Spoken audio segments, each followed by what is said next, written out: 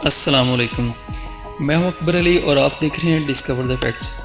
ناظرین، آج ہم بات کریں گے دنیا میں آنے والے 5 بڑے انقلابوں کی کہ یہ انقلاب کیسے آئے، ان کے پیچھے کیا محرکات تھیں، کیا نظریات تھے جو ان انقلابوں کی وجہ بنے۔ لیکن اس سے پہلے ہم یہ جاننے کی کوشش کرتے ہیں کہ انقلاب اصل میں کیا ہوتا ہے اور اس کے معاشرے پہ یا ریاست پہ کیا اثرات ہوتے ہیں۔ یہ سب جاننے سے پہلے آپ میرے چینل کو سبسکرائب کریں اور ساتھ والے بیل کے آئیکن کو دبا دیں تاکہ میری آنے والی ہر ویڈیو آپ کو مل سکے۔ تو آئیے جانتے ہیں کہ انقلاب کیا ہوتا ہے۔ تاریخ میں انقلاب کی کئی قسمیں ہیں۔ مورخ خاص طور سے ان اہم واقعات کو کہ جن کے باعث معاشرے میں یا ریاست کے ادارے میں بنیادی تبدیلیاں آئیں، ان کو انقلاب سے تشبیہ دیتے ہیں۔ لہٰذا کچھ انقلابات ایسے بھی ہیں کہ جو تبدیلیاں لے کر آئے مگر اس تبدیلی کے نتیجے میں کوئی خون ریزی نہیں ہوئی، لیکن کچھ انقلابات ایسے بھی ہیں کہ جو خون ریزی اور تشدد کے بعد تبدیلی کے عمل کو لے کر آئے۔ مثلاً مورخ 1688 کے اہم سیاسی واقعات کو شاندار انقلاب کے نام سے تعبیر کرتے ہیں، کیونکہ اس انقلاب نے جو کہ اوپر کی سطح سے آیا تھا اور جس کے انگلستان کی سیاست پر اہم اثرات ہوئے تھے، اس لیے شاندار کہلاتا ہے کیونکہ اس میں انگلستان کی پارلیمنٹ نے جیمز دوم کو اس کی کیتھولک عقیدہ کی وجہ سے تخت و تاج سے محروم کر دیا تھا اور اس کی جگہ ہالینڈ کے ولیم اور میری کو اپنا حکمران بنایا۔ اس سے پارلیمنٹ کے اختیارات کا پتہ چلتا ہے کہ جو اس قدر طاقتور ہو چکی تھی کہ وہ کسی بادشاہ کو ہٹا کر اس کی جگہ نئے حکمران کے انتخاب کا اختیار حاصل کر چکی تھی۔ اس مرحلہ پر اس سوال کا جواب بھی ملا کہ انگلستان پر کس کی حکومت ہے، بادشاہ یا پارلیمنٹ کی؟ جواب یہ تھا کہ اب دونوں برابر کے اختیارات رکھتے ہیں۔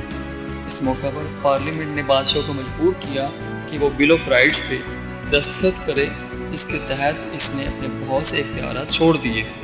اس مرحلہ سے انگلستان میں پارلیمنٹ کے اختیارات بڑھتے چلے گئے اور بادشاہ سیاسی طور پر کمزور ہوتا چلا گیا۔ اگرچہ یہ انقلاب اوپر کے طبقوں میں آیا تھا مگر اس نے پارلیمنٹ کو طاقتور بنا کر سیاسی اداروں میں اصلاحات کی راہیں ہموار کر دی۔ مزید یہ کہ یہ انقلاب بغیر کسی خون ریزی کے آیا تھا اور یہ دنیا کا سب سے پہلا اور بڑا انقلاب تھا۔ دوسرا اہم انقلاب امریکہ کا ہے۔ جب اس نے انگلستان سے آزادی حاصل کی تو اسے ایک نئے نظام کی ضرورت تھی کہ جو کلونیلزم کے نظام سے مختلف ہو۔ لہٰذا امریکی سیاستدانوں، دانشوروں اور سماجی رہنماؤں نے آپس کی بحث و مباحثہ کے بعد ایک ایسے نظام کی تشکیل کی کہ جو جمہوری اور سیکولر ہو اور جس میں عوام کو ان کے بنیادی حقوق کی ضمانت ملے۔ نئے امریکی دستور میں اس نظام کا خاکہ تیار کیا گیا۔ اس نظام نے جو کہ نو آبادیات کے خلاف جنگ میں کامیابی کے بعد عمل میں آیا تھا، اس نے امریکی معاشرے کی جمہوری روایات اور اداروں کی بنیاد ڈالی۔ تیسرا اہم انقلاب فرانس کا تھا۔ اس انقلاب کی وجہ یہ تھی کہ جب ریاست کے ادارے اپنی افادیت کھو چکے تھے اور ان کی اصلاح نہ کی جا سکی تو اس صورت میں وہ طبقے کے جو سیاست میں اپنا حصہ چاہتے تھے انہوں نے انقلاب کے راستے کو اختیار کیا۔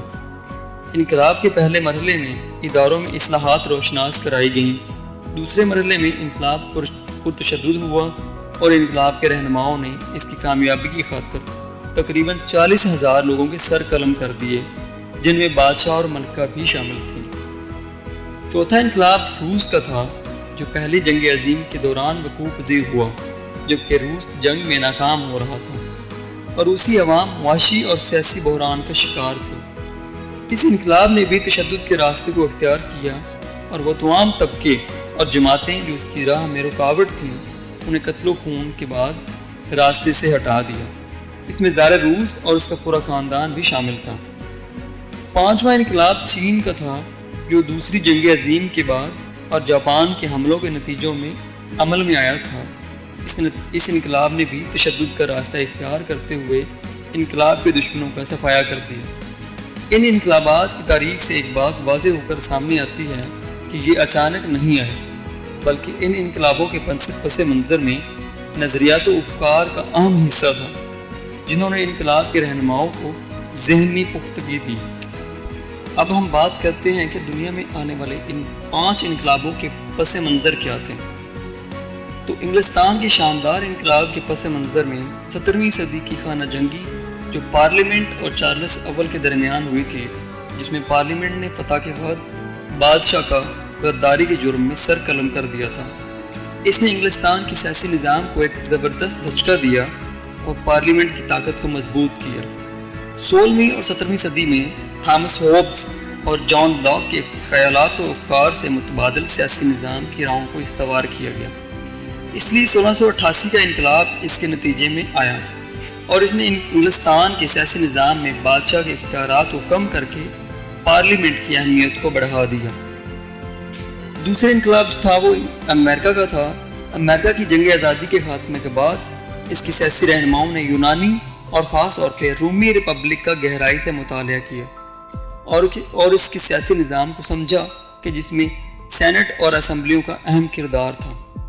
انہوں نے یورپ کے فلسفیوں اور ان کے سیاسی نظریات کا بھی بغور مطالعہ کیا اور مونٹیسکو کے نظریات کے تحت قانون، عدلیہ، انتظامیہ کو علیحدہ علیحدہ رکھا۔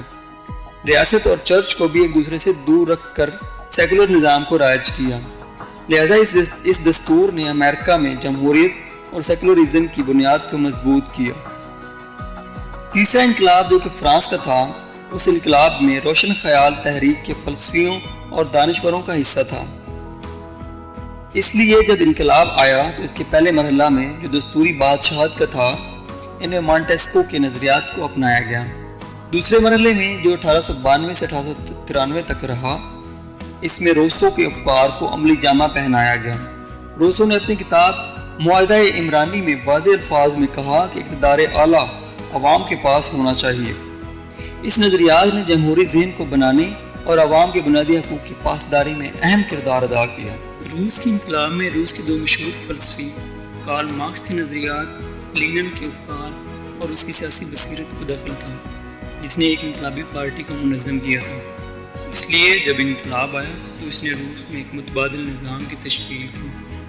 اسی طرح چین میں ماؤ زیدونگ نے کارل مارکس کے خیالات کو اخذ کر کے چین کے حالات کے تحت اس کی سیاسی، سماجی اور معاشی زندگی کا مطالعہ کیا، اور انقلاب کے بعد یہاں بھی کمیونسٹ پارٹی ایک منظم جماعت کے طور پہ ابھری۔ اس نے قدیم نظام کو الٹ کر اس کی جگہ ایک نئے نظام کو ترتیب دیا۔ میں امید کرتا ہوں کہ آج کی یہ معلوماتی ویڈیو آپ کو ضرور پسند آئی ہوگی۔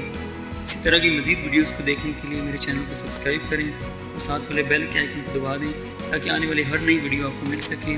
ملتے ہیں ایسی ہی ایک نئی ویڈیو میں۔ اللہ حافظ۔